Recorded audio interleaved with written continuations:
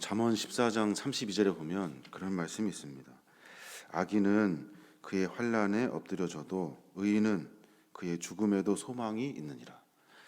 악인은 환난에 엎드려지지만 의인은 죽음의 길에 들어선다 하여도 그 안에 소망이 있다는 거예요. 의인은 그의 죽음에도 소망이 있느니라. 마지막 생명조차 하나님의 뜻 가운데 아름답게 드려진 그 의인, 그리고 온 인류를 구원하시고자 이 땅에 오신 예수 그리스도, 그분의 거룩한 희생으로 말미암아 우리가 새 생명을 얻게 되고 하나님의 구원의 거룩한 백성에 참여하게 되는 겁니다. 오늘 말씀을 함께 나누면서 한 알의 씨앗이 이 땅에 심겨진 예수 그리스도의 죽음을 함께 묵상해 보고 우리의 삶의 모습을 점검하여 이 시대를 살아내는 그리스도인으로 삶을 승리로 바꾸어 가시는 저와 여러분이 되시길 주님의 이름으로 축원합니다.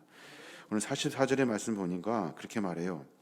때가 제6시쯤 되어 해가 빛을 잃고 온 땅에 어둠이 임하여 제9시까지 계속하며 성소의 휘장이 한가운데가 찢어졌더라. 예수께서 큰 소리로 불러 이르시되 아버지 내 영혼을 아버지 손에 부탁하나이다 하고 이 말씀을 하신 후 숨지시니라. 예수님이 죽으시기 전에 두 가지 현상이 일어났다고 오늘 이야기해주고 있어요. 하나는 뭐냐면 낮에 임한 어둠이에요. 낮에 임한 어둠. 시간으로 환산하면 낮 12시부터 오후 3시까지가 되는데 그 3시간 동안 해가 빛을 잃었다는 거예요. 어둠의 현상이 나타났다는 겁니다. 개기일식도 아니고 어떤 자연적인 현상으로도 볼 수가 없어요. 이것은 예수 그리스도의 죽음의 모습을 보시고 안타까워하시는 하나님의 마음이고 또 많은 이들에게 하나님의 살아계심을, 이 하나님의 개입과 은혜와 역사와 주관을 설명하고자 하나님께서 그 일을 하신 거예요. 백부장이 그 일을 봅니다. 백부장이 그된 일을 보고 하나님께 영광을 돌려 이르되 이 사람은 정령 의인이었도다 하고 이를 구경하러 모인 무리도 그된 일을 보고 다 가슴을 치며 돌아가고 예수를 아는 자들과 갈릴리부터 따라온 여자들도 다 멀리 서서 이 일을 보니라라고 성경은 기록해 놓고 있어요. 세상이 완전히 깜깜해지고 세상에 하나님의 거룩한 개입과 역사가 일어나는 일들을 보고 모두가 다 깜짝 놀랐다는 거예요. 수많은 사람들이 십자가형을 지켜봤을 거예요. 그리고 백부장은 수많은 사람들을 그렇게 처치했을 거예요. 이 전례 없는 현상을 보고 백부장이 그렇게 고백해요. 이 사람은 의인이다. 이 사람은 의로운 사람이었다라고 고백하고 있는 거예요. 모두가 다 가슴을 치면서 뭔가 잘못되고 있다는 사실을 깨달은 거예요. 뭔가 잘못되어 갖고 있다 생각하면서 그들의 삶의 모습 가운데 다시 다 흩어져 도망가고 만 거예요. 예수를 구주로 믿게 된 것은 우리의 삶의 모습 가운데 하나님의 기적과 이적을 분별할 수 있는 하늘의 은혜를 만나는 거예요.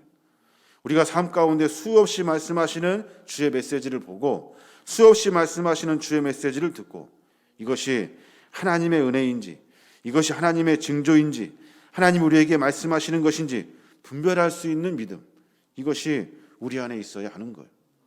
오늘 수많은 사람들은 예수 그리스도의 십자가의 현장 가운데 하나님은 분명히 살아계셨고 하나님은 우리의 삶 가운데 개입하고 일하시고 계시며 우리의 삶의 거룩한 역사의 현장 가운데 우리를 함께 동행하고 계시다는 사실을 모두가 다 깨닫게 되는 거예요. 또 한 가지 현상이 일어나는데 그것은 성소의 휘장이 한가운데로 이렇게 찢어진 거예요. 성소의 휘장은 성소와 지성소를 구별하기 위해서 설치된 큰 커튼과도 같은 거예요. 그 크기는 위아래로 약 20m쯤 돼요. 엄청나게 높아요. 또 폭은 10m가 되는 큰 커튼이에요. 두께는 10cm 정도 되는 아주 두꺼운 천이에요. 이 천을 짐승의 힘을 빌리고 사람의 힘으로 찢을 수 있는 것이 아니에요. 자연적으로 찢어지는 일은 일어날 수가 없어요. 이것은 하나님이 개입하셔서 성소의 휘장을 위에서부터 아래까지 찢어내신 거예요. 히브리서 10장 19절에 보면 이 말씀을 그렇게 말씀하셔요. 그러므로 형제들아 우리가 예수의 피를 힘입어 성소에 들어갈 담력을 얻었나니 그 길은 우리를 위하여 휘장 가운데로 열어놓으신 새로운 살 길이요 휘장은 곧 그의 육체니라 라고 설명하셔요. 그러니까 휘장이 위에서 아래로부터 찢어진 이유는 예수 그리스도께서 십자가에서 피 흘려주셨고 그 육체가 찢어지심으로 말미암아 그를 통해서 지성소에 들어가 하나님의 거룩한 하나님 앞에 예배할 수 있는 그 은혜의 문이 열려지게 된 거예요. 지성소 1년에 딱 한 번 대제사장들만 특별한 날에 들어가는 곳이에요.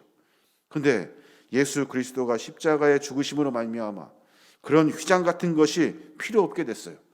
이제 하나님과 우리가 단절되었던 우리가 커튼처럼 막혀졌고 답답하게 쳐졌던 그 장막이 다 무너져 버리고 이제 우리가 하나님 앞에 자연스럽게 하나님 앞에 그리고 자신 있게 나아갈 수 있는 그 은혜를 우리가 만나게 된 거예요. 이게 바로 하나님이 우리의 삶 가운데 개입하시는 하나님의 은혜라는 거예요. 이 은혜로 말미암아 우리는 주 앞에 예배하고 우리가 주 앞에 은혜를 누리고 주 앞에 하나님의 거룩한 백성으로 살게 되는 거예요. 사랑하는 여러분, 주님은 이 모든 고통을 다 감내하시고 마지막 숨과 힘을 모아서 큰 소리로 아버지를 부르셔요. 아버지, 내 영혼을 아버지 손에 부탁하나이다. 아버지, 이제는 다 이루었어요. 이제 하나님의 계획을, 이제 하나님의 뜻을, 이제 하나님이 온 인류를 사랑하시고자 하시는 그 마음을, 그리고 성서 휘장을 다 가르시고 이제 하나님과 완전히 인간이 관계가 새롭게 회복되어지는 그 은혜의 일들을 이제 마쳤어요. 아버지, 이제 내 영혼을 아버지 손에 부탁합니다 라고 의탁하고 계셔요. 여기에 영혼이라는 단어가 아무리 봐도 의미심장하지 않아요. 의미심장해요.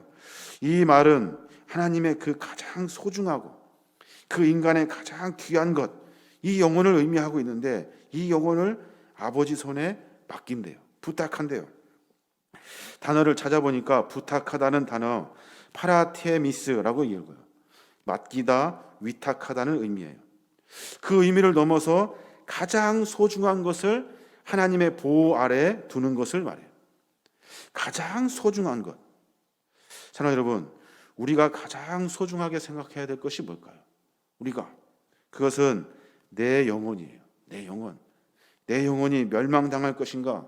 내 영혼이 주의 은혜를 만날 것인가? 내 영혼이 하나님의 손에 있을 것인가? 내 영혼이 악한 권세에 매일 것인가? 예수님께서는 지금 그 이야기를 하고 계시는 거예요. 영혼, 가장 중요하고 소중한 것을 이제 아버지 손에게 부탁합니다. 의탁합니다. 우리가 죽음을 맞이할 때 기도해야 될 것이 있어요. 자녀들도 기도해야 되고 여러 가지 일들도 기도해야 되고 염려되는 부분들도 기도해야 돼요. 하지만 가장 중요한 것은 내 영혼이거든요. 내 영혼을 아버지 손에 맡깁니다. 가장 중요하고 소중한 것을 아버지 손에 맡깁니다. 이 영혼의 거룩함으로 말미암아 우리가 사람이 어떻게 할 수 있는 것이 아니라 하나님이 내 영혼을 흠양해 주시고 내 영혼을 받아주셔서 하나님의 의뢰의 대열로 세워주시는 거예요. 우리의 이런 믿음의 삶의 여정들을 통해서 하나님은 우리의 고백들을 통해서 하나님의 거룩한 백성의 삶을 살게 되는 거예요.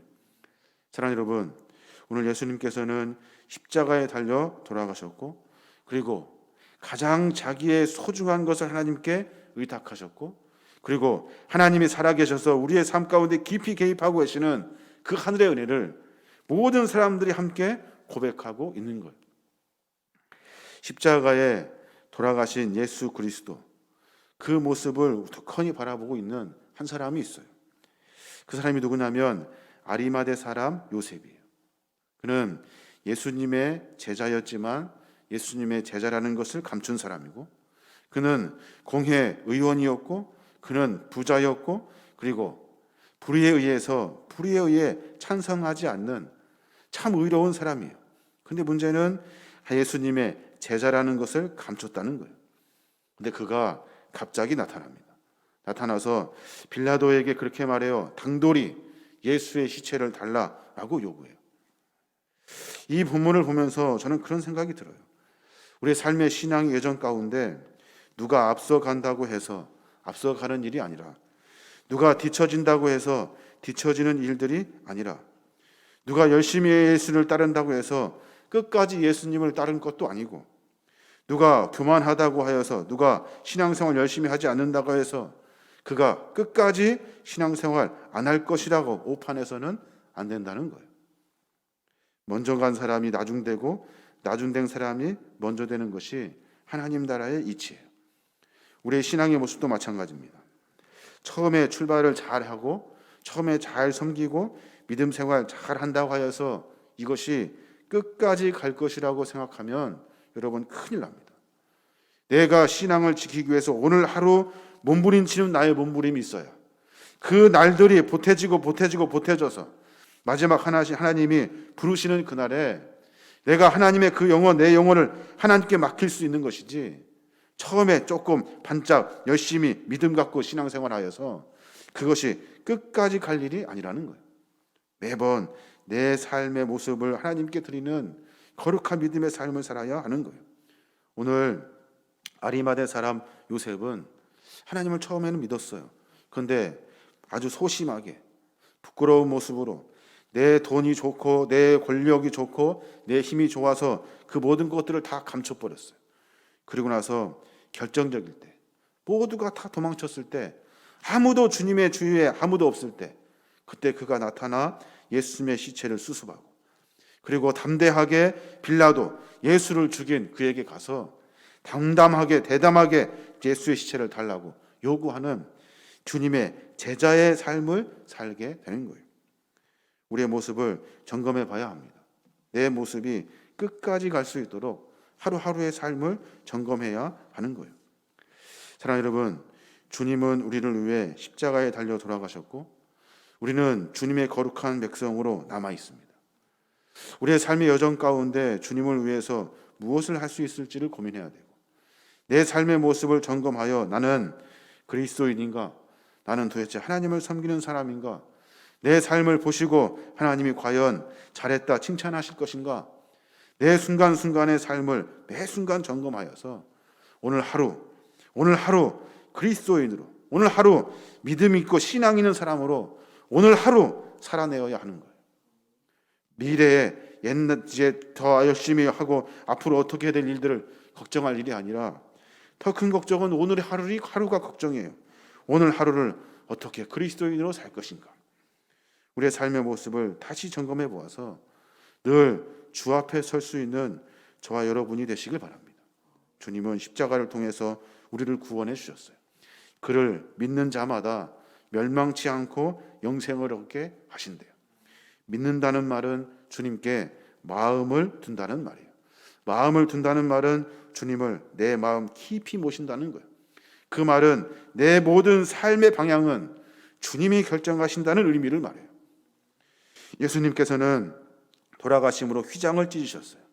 이제 우리가 담대히 하나님 앞에 나아갈 수가 있어요. 하나님 앞에 나아가 기도할 때, 우리가 하나님이라고 이름 부를 때 하나님 우리에게 응답해 주시고 삶의 은혜를 베풀어 주시는 거예요. 이번 고난주간 특별 새벽기도를 통해서 예수님의 십자가의 사역의 길을 함께 묵상하고 고민해 봤습니다.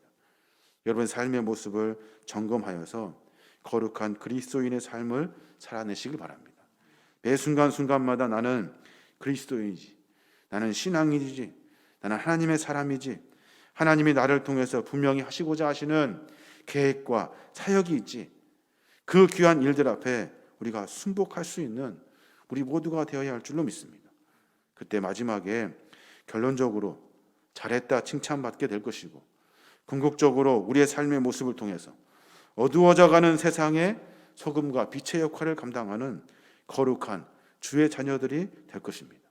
이런 믿음의 삶을 살아내어 주 앞에 칭찬받으며 하나님의 거룩한 백성으로 승리하시는 저와 여러분이 되시길 주님의 이름으로 축원합니다. 아멘. 기도합니다.